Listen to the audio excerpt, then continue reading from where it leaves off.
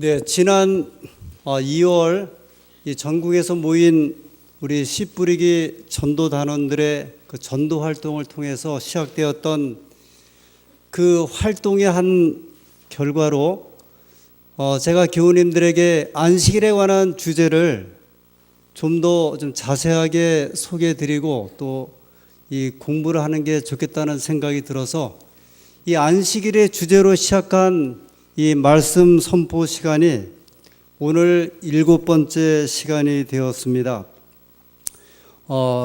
일부 마지막 시간이 되겠습니다. 저희가 5월 그 전도회 마친 이후에 가정에 관한 주제로 말씀을 드리고 나서 2부에 관한 말씀을 또 여러 안식일 드리도록 하겠습니다.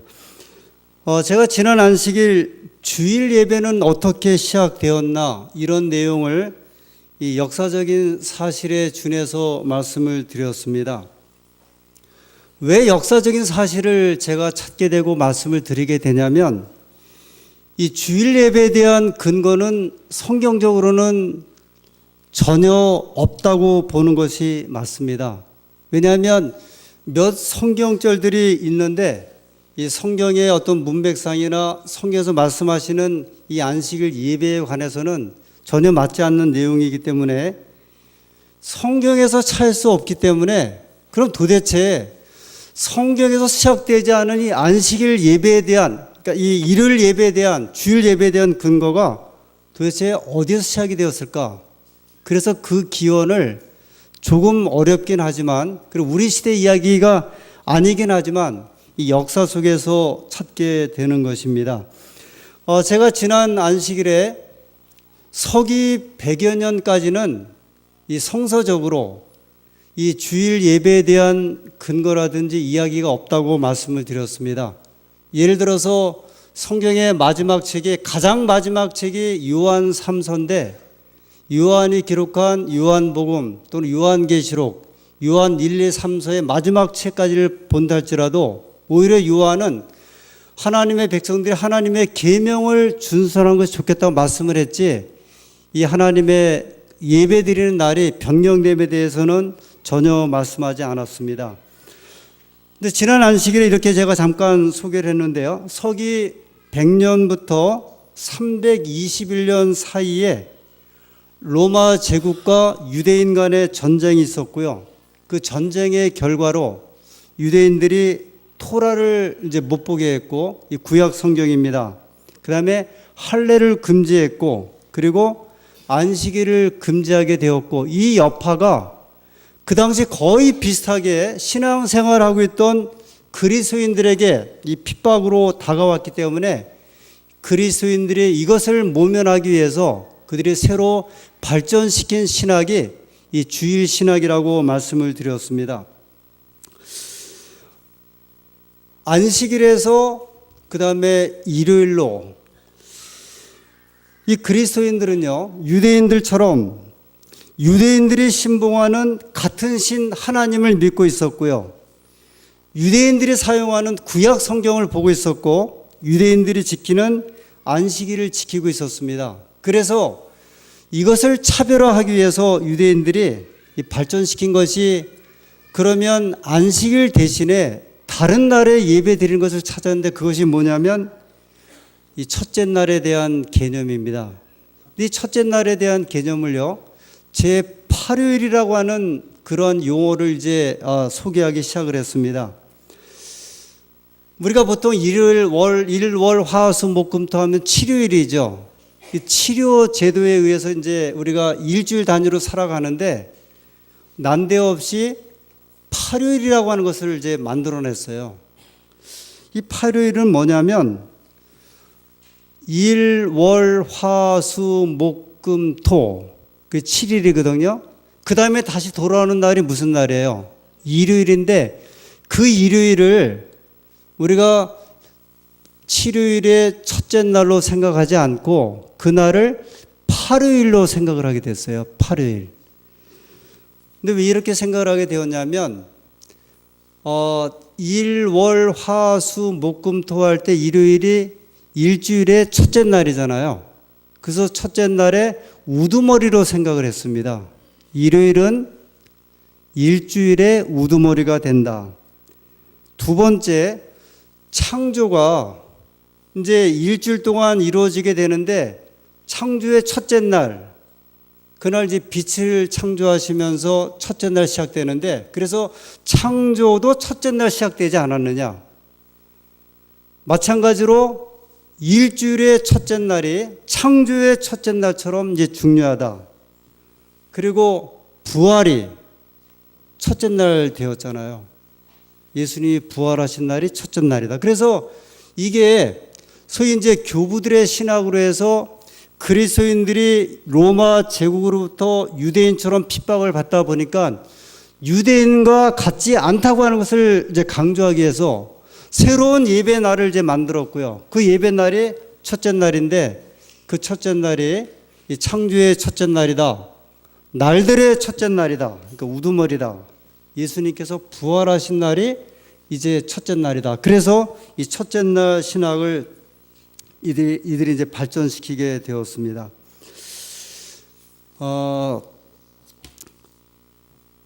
성경에 예수님의 제자 가운데 위대한 인물은 12제자들이죠. 베드로라든지 야고보, 그 다음에 요한. 근데 이런 분들이 이제 다 죽고 나면 소위 12사도가 이제 죽고 나면 그 다음에 12사도의 제자들이 이제 그 자리를 이렇게 계승하게 됩니다. 근데 우리가 역사에 보면 여러 역사적 일들을 보면 원래 유명했던 사람들이 이제 죽고 나면 그 다음에 이제 세대는 첫 세대와 이제 같지 않다는 말들을 종종 합니다. 비유인데요. 과거 역사에 삼김 시대를 이야기를 많이 합니다. 삼김 시대요.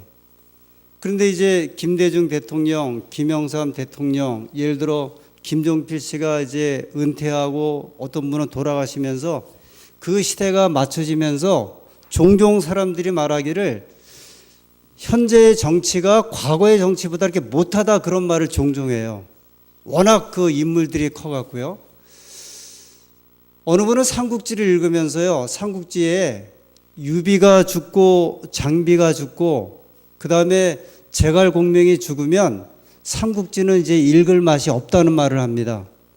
근데 성경에 예수님의 12제자가 다 이제 돌아가시고 난 다음에 그 이후에 제자들이 이제 교회를 지키고 유지하게 되었는데 이 사람들의 신앙이나 어떤 생각이 성경에 대한 관념이 첫 번째 제자들마다 이제 못한 거예요.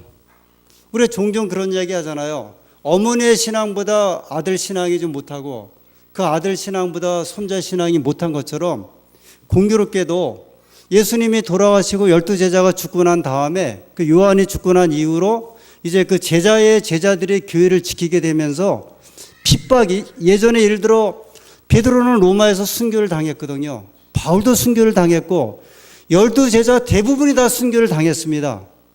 하나님께서 말씀에 의해 살라고 했을 때 그 말씀에 살았던 그들이었는데 그 제자들의 핍박이 오다 보니까 가지고 있던 믿음을 이제 이렇게 변형을 시키면서 생겨난 신학이 뭐냐면 성경에 하나님께서 말씀하신 것은 안식일에 예배를 드리고 준수하도록 돼 있었는데 그 핍박 때문에 그 날을 이제 바꾸는 일을 하게 된 것입니다. 그 다음에 여기 이제 결정적으로 주어지는 일이 무슨 일이었냐면 서기 321년에 주어진 이 로마 황제 콘스탄틴의 일요일 휴업령이에요. 근데 왜 일요일 휴업령이 중요하냐면 이 휴업령은요, 역사상 최초로 일요일에 쉬라고 하는 그러한 명령이에요. 지금 저희가 일요일마다 쉬죠. 공휴일이죠. 이게 언제 시작됐냐면 지금부터 약 1800년 전에 서기 321년에 로마의 황제의 명령 때문에 지금 쉬게 된 거예요. 이게 굉장히 중요한 날이거든요. 그때까지 종들은 휴일이 없었는데요. 그 다음에 일하는 사람들은 휴일이 없었는데 이 황제가 321년에 일요일 휴업령을 내리면서 그때 쉬게 된 것이 지금 우리도 쉬는 그날이에요. 근데 왜 이 날이 또 중요하냐면 그리스도인들이 이날 휴업령을 로마의 황제가 내린 이후로부터 예배 드리기 훨씬 수월한 날로 이제 바뀐 거예요. 왜냐하면 이날 휴일이 되었죠. 그 다음에 태양의 날을 섬기게 되었죠. 그러면서 이날 예배 드리는데 아주 요긴한 역할을 하게 되었습니다. 지금 저희가 쓰는 그 태양력, 그 일주일에 일요일을 우리가 일요일, 월요일, 화요일, 이것은 로마 당국에서 만들었던 그 달력에 의해서 지금 우리가 이제 그 첫째 날을 일요일, 둘째 날을 월요일, 셋째 날 수요일, 그렇게 날을 붙여서 우리가 지키고 있는 겁니다. 4월 달을 우리가 에이프릴 그렇게 이야기를 하고요. 5월 달을 영어로 메이 그러고 3월 달을 저희들이 이제 마치 그렇게 이야기를 합니다. 근데 이 그 달력에 예를 들어서 그 3월에 이름을 붙일 때 그냥 붙인 것이 아니라 나름대로 뜻을 가지고 그렇게 붙였어요. 3월은 마치 그러면 여러 가지 의미가 있지만 그중 한 가지가 이렇게 행진하다, 진군하다. 그 3월 되면 모든 만물이 이렇게 이제 그 약동한다 그래서 마치 그렇게 붙였거든요. 근데 7월 달을 그 달력에 줄라이 그렇게 얘기를 합니다. 줄라이. 이 줄라이라고 하는 이 7월의 그 호칭은 어디서 왔을까? 로마 황제 줄리어스 시저가 이 태양력을 다시 만들 때요. 7월 달에다가 자기 이름을 갖다가 이제 넣도록 명령을 했어요. 그래서 만든 게 줄라이라고 하는 7월 줄리어스 시저 황제의 이름이에요. 약칭입니다. 나중에 어거스트라고 하는 황제가 그 소식을 듣고 야 줄리어스가 자기 이름을 갖다 달력에 넣었는데 내 이름도 넣어라 그래서 나온 게 뭐냐면 8월 달이에요. 8월을 영어로 어거스트 그러는데요. 이것은 아우구스투스라고 하는 황제 이름이 들어간 날이에요. 그러니까 로마 사람들이 이 달력이나 날짜에 대해서 어떤 호칭을 가진 걸 굉장히 중요하게 여겼기 때문에 서기 321년에 콘스탄틴 황제가 일요일에 쉬라고 하는 명령은 이 휴업, 어떤 일에 대한 휴업뿐만이 아니라 예배 드리는 날에 관한 중요한 의미까지 같이 넘어가 버리게 이제 된 겁니다. 그래서 그때 그리스도인들이 아주 본격적으로 안식일에 예배를 드리다가 이 소위 속사도, 12사도 이후에 이어지는 이 지도자들의 일요일 준수에 대한 그 가르침에 따라서 아주 본격적으로 안식일에서 어느 날로 옮기게 되었냐면 일요일로 옮기게 된 거예요. 그러니까 이제 성경에 없는 거예요. 성경에는 서기 100년까지의 역사만 기록되어 있고 그날에 드리는 예배만 기록되어 있는데 서기 100년부터 321년 사이에 이 안식일이 어떻게 변경되었냐면 일요일로 그냥 바뀌게 된 거예요. 그런데 누가 이런 일을 주도했냐는 거죠. 어느 교회가 이런 일을 주도했을까? 이때까지만 해도요, 교회는 하나밖에 없었어요. 지금은 예를 들어 개신교회, 장로교회, 감리교회, 뭐 우리 안식일교회, 침례교회, 성결교회가 있고요. 그 다음에 가톨릭교회도 있죠. 근데 원래 교회는 예수교 하나밖에 없었어요. 예수님께서 세우신 제자를 통해 세웠던 그 교회가 무슨 교회? 예수교회, 기독교회거든요. 예를 들어서 예루살렘에 세우면은 그 교회 이름이 뭐냐면 예루살렘 교회예요. 예수교 예루살렘 교회. 저 안디옥에 교회를 세우면 안디옥 교회. 요한계시록 2장 3장에 나오는 7교회. 에베소, 서머나, 버가모, 두아디라. 그 다음에 로마의 교회를 세워서 그 교회가 뭐냐면 로마 교회예요. 그런데 이 교회들이 처음에 여러 지역의 교회를 있다가 예를 들어서 우리나라의 그 절 가운데 가장 유명한 절이 어느 절이에요? 서울에 있는 조계사예요. 조계사. 근데 사실은 정말 유명한 절은 저 설악산에 있는 신흥사도 있고요. 저 해인사도 있고 운주사도 있고 범어사도 있고 유명한 절들이 있는데 절을 대표한다 그러면 어느 절이에요? 조계사예요. 왜 그런지 혹시 아세요? 조계사가 어디에 있어요? 서울에 있어서 그래요. 서울에. 대한민국의 수도에 있기 때문에요. 조계사 하면 우리나라 이 불교를 대표하는 절이에요. 그런데 예수님께서 교회를 세우시고 제자들이 세운 이후로 이제 수백 곳의 교회가 있었어요. 근데 모든 교회가 큰 건 아니었거든요. 근데 이 교회들 가운데 출이라고 하면은 5대 교회가 있었습니다. 예루살렘에 있는 예루살렘 교회, 저 이집트에 있었던 알렉산드리아 교회, 그 다음에 최초로 그리스도인이라 이름을 불렸던 안디옥 교회, 그 다음에 콘스탄틴 황제가 도시를 옮겨 세웠던 콘스탄티노플 교회, 그리고 로마 교회였어요. 근데 이 5교회 가운데 그 당시에 로마 제국이 지배를 하고 있었고 로마 제국의 수도가 로마였거든요. 그러면 모든 교회들 가운데 가장 큰 교회는 어떤 교회가 되었냐면 로마 교회가 된 거예요. 로마 교회가.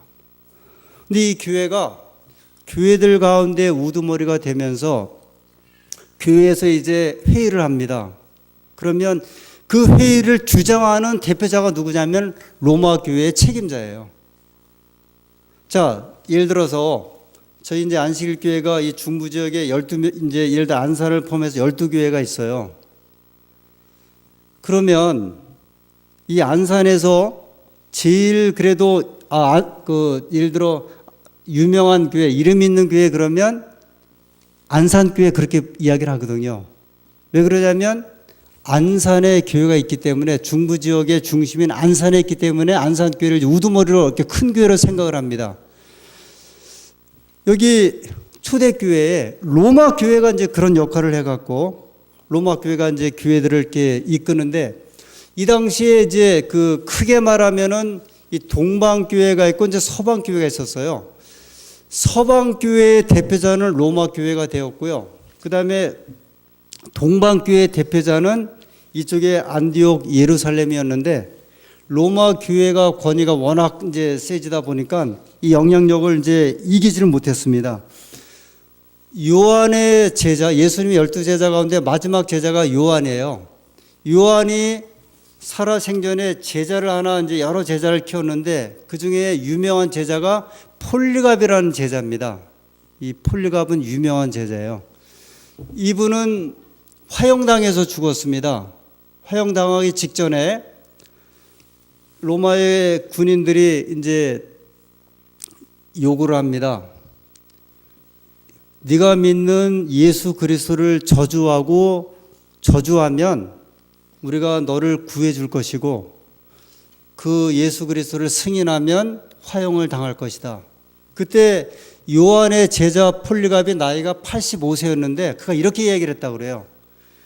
내 평생에 우리 주님께서 한 번도 나를 실망시키지 않으셨는데 내가 어찌 이 생의 마지막에 우리 주님을 실망시키고 부인하고 죽을 것인가.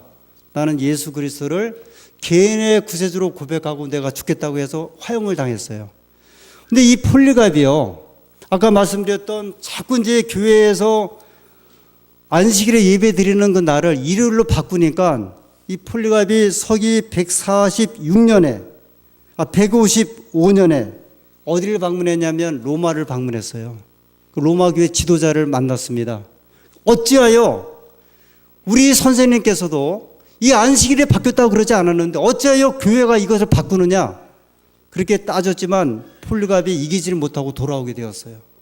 결국은 로마 교회가요, 모든 교회의 우두머리가 되었고, 왜 그러냐면 로마 제국의 수도였거든요. 그런데다가 서기 330년에 로마 제국의 수도를 로마에서 비잔티움이라고 하는 곳을 옮겨요. 이 콘스탄틴 황제가 서기 321년에 1월 시험령을 내렸던 그 콘스탄틴 황제가 자꾸 저 북쪽에서 이민족이 쳐들어오니까요, 위협을 느껴갖고 로마 제국의 수도를 로마에서 저 비잔티움이라는 곳으로 옮겨갖고 이름을 새로 바꿨는데 그게 뭐냐면 콘스탄티노플이라고 하는 이름이에요. 콘스탄틴 황제의 수도라 그래서 이름을 콘스탄티노플. 나중에 저 이슬람 교도들이 거기를 정복해갖고 이름을 다시 바꿨는데 그 바꾼 이름이 뭐냐면 이스탄불이에요. 우리가 말하는 터키. 로마 황제가 로마에서 수도를 바꿔버렸어요. 옮겼어요. 그래서 로마 제국의 수도였던 로마에 공백이 생겼어요. 정치적으로 공백이 생겼고 기독권에 공백이 생겼는데 그 지도력을 누구한테 넘겨줬냐면 로마 황제가 로마 교회의 감독에게 지도권을 넘겨준 거예요. 그래서 이 로마 교회가요, 종교적인 권력뿐만이 아니라 무슨 권력까지 차지하게 되냐면 정치적인 권력까지 차지하게 됐어요. 조금만 더 할게요. 그 서기 533년에 로마 황제 유스티니아누스라고 하는 황제가 이렇게 이야기를 합니다. 로마 감독은 온 교회의 머리가 된다. 법왕은 이단자를 교화하는 권한이 있음을 인정한다. 그리고 정치적인 권력도 로마 교회의 법왕에게 부여한다. 그렇게 이야기를 했어요. 자, 이게 상당히 재미있는 이야기인데요. 우리나라의 권력은 누가 가지고 있어요? 저 대통령, 그 다음에 이제 국회가 가지고 있죠. 그 다음에 사법부, 이 3법이죠. 이거는 바꿀 수 없는 거거든요. 근데 만약에 한번 생각해 보세요. 우리 박근혜 대통령이 어느 날 내가 너무 힘이 들고 여자라 더 이상 못 견디겠다. 그래서 저 천주교회 추기경을 불러다가 뭐라고 얘기를 하냐면 내가 이제 우리나라의 모든 권력과 이런 것을 당신에게 주겠습니다. 어떻게 생각하세요? 이해가 안 되잖아요. 될 수 없는 일이죠. 그런데 로마 황제가 이런 권력을 누구한테 주었냐면 교회에게 준 거예요. 혹시 그 세계사에 보면 우리 특별히 고등학생들 이제 대학생들의 세계사에 보면 그 유명한 카노사의 굴욕이라는 이야기가 나와요. 이 유명한 이야기인데요. 하이니 빌이라고 하는 한 로마 그 황제가 누구한테 밑보였냐면 로마 교회의 그 감독 교황에게 밑보여 갖고 말을 안 들었어요. 그래서 이 로마 교회의 그 교황이 나중에 교황이 되죠. 교황이 이 황제를 파문합니다. 더 이상 이 황제, 독일의 황제 자리에서 이제 더 이상 자리를 물러나게 해요. 그랬더니 이 하이니 빌이라고 하는 사람이 카노사라고 하는 곳에 와서요, 로마 교황에게 3일 동안 겨울에 맨발로 빌어서 용서를 받은 게 그 이야기예요. 이러면서 로마 교회가요, 이제 이름을 뭐라고 짓냐면 로마 가톨릭 교회, 그렇게 이름을 줘요. 이 가톨릭 교회라고 하는 말은 우주적이란 뜻이에요. 범세계적이란 뜻이에요. 그래서 그 전에 예를 들어 에베소, 소모나, 버가모, 예루살렘 같은 수백 개의 교회에서 모든 교회를 총괄하고 그리고 중세 시대를 지배하는 그 교회의 우두머리로 로마 교회가 우뚝 서면서 교회 이름을 뭐라고 지냐면 로마 가톨릭 교회. 우리는 로마에서 시작된 가톨릭 교회. 그래서 이제 모든 법을 이제 다 바꿔버리죠. 다니엘서 7장 25절에 한 말씀 보고 이제 정리를 좀 하겠습니다. 이 사건을. 이런 일이 왜 이렇게 가능한가? 구약성경 다니엘서 7장 25절입니다.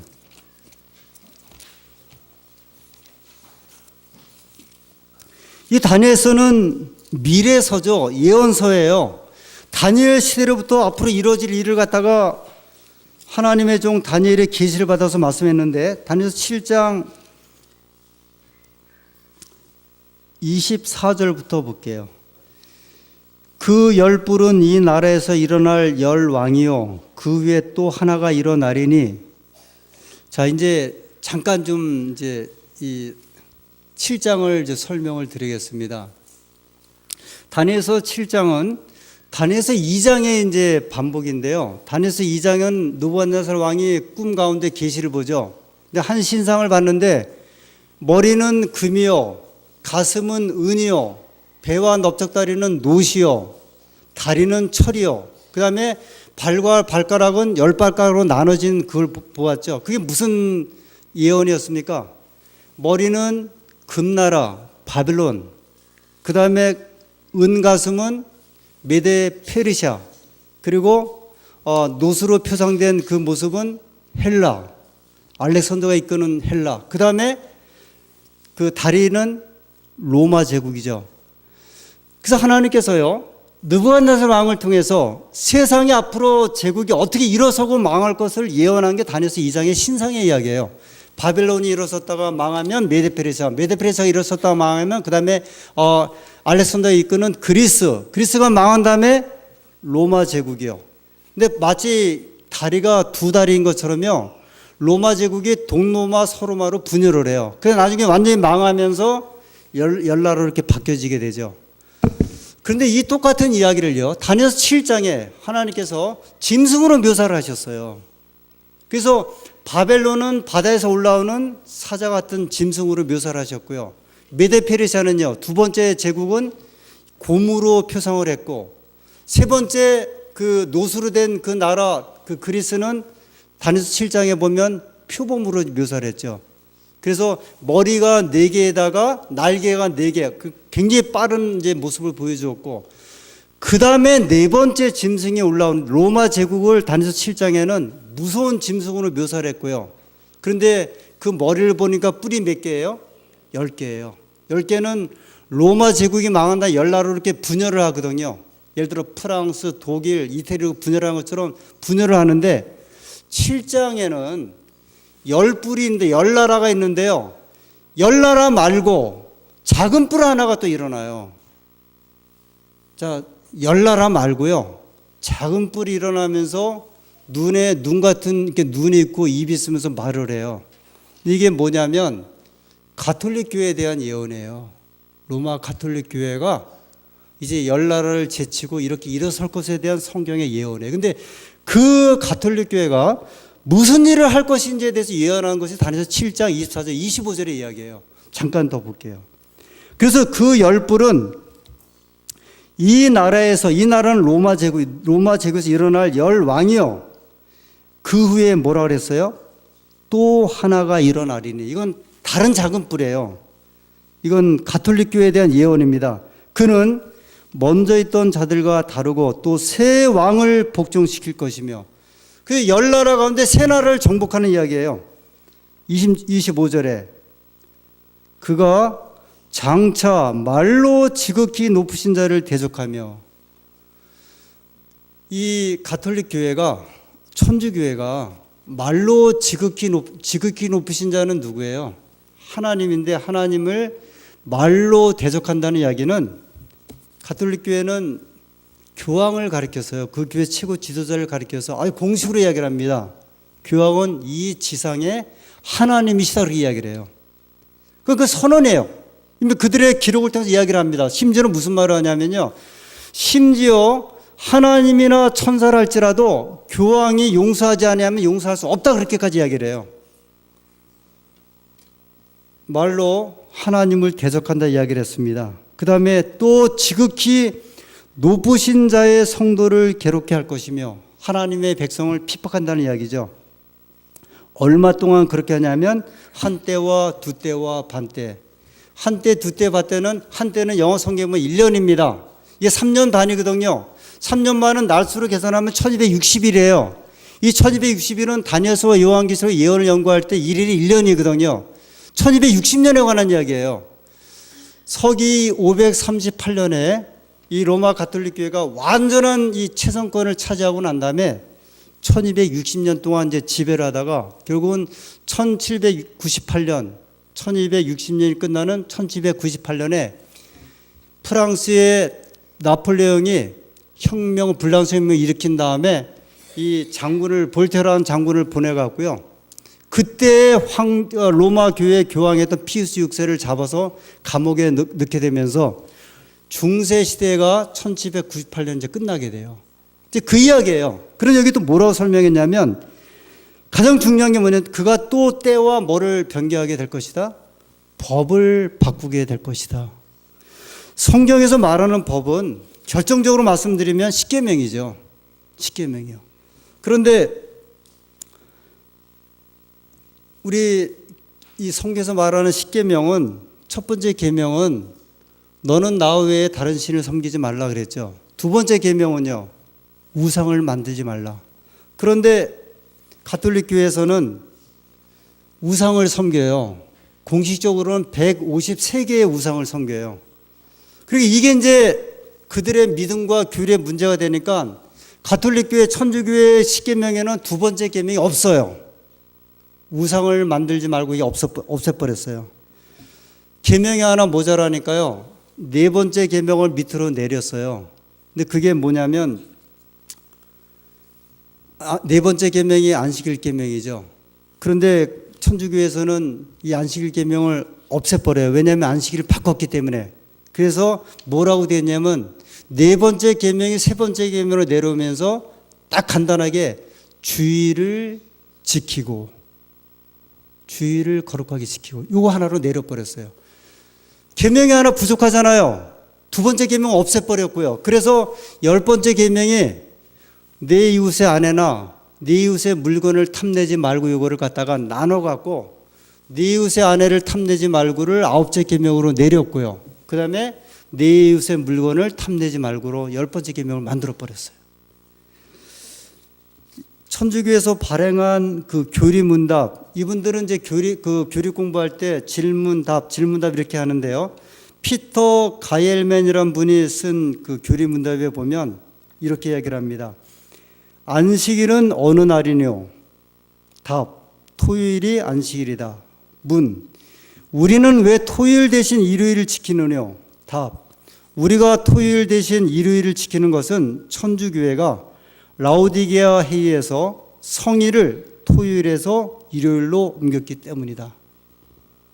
아주 간단해요. 교회가 회의를 통해서 어느 날에서 어느 날로 옮겼다고요? 안식일에서 일요일로 옮겼다. 우리 그 예언전도에 하면 이런 말씀을 아주 부지기수로 보잖아요. 얼마나 많이 봅니까? 그래서 여러분, 이 주일 예배가 안식일에서 주일 예배로 바뀐 것은요, 우리가 간단하게 말하는 것처럼 예수님이 부활하신 날 그날 지킨다. 그 다음에 구약의 법이라 폐지되고 십자가로 폐지되고 안식일 우리가 일요일을 지킨다. 이런 말로 설명할 게 아니에요.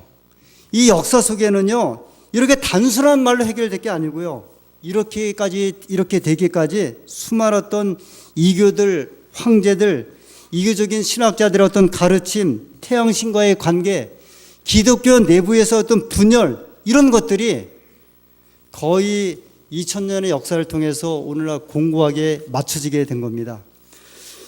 그래서 사실요, 안식일에서 주일 예배로 바뀐 거를 사실은 개신교에서는 거의 잘 몰라요. 왜냐하면 이걸 누가 바꿨냐면 천주교회가 공식으로 바꿨기 때문에 이 사실을 설명할 수 있는 교회는 어느 교회냐면 가톨릭 교회밖에 없는 거예요. 자기들이 바꿨기 때문에 자기들이 알아요. 그럼 뭐라고까지 이야기를 하냐면요, 심지어 그들은 이렇게까지 말을 해요. 지금 개신교회에서 주일날 예배를 드리는 것은 우리 교회가 천주교가 바꾼 걸 따라오게 될 뿐인데, 이거를 거절하고 순수하게 안식일 지키는 교회가 하나 있는데 그 교회가 제7일 안식일 예수 재림교회라고 이야기할 정도로까지 바뀌어버렸어요. 우리나라에 요새 관상가들이 제대로 돈을 못 번대요. 혹시 왜 그런지 아세요? 성형수술이 너무 심해갖고요, 이게 미국의 뉴스위크 잡지가 이제 보도한 거예요.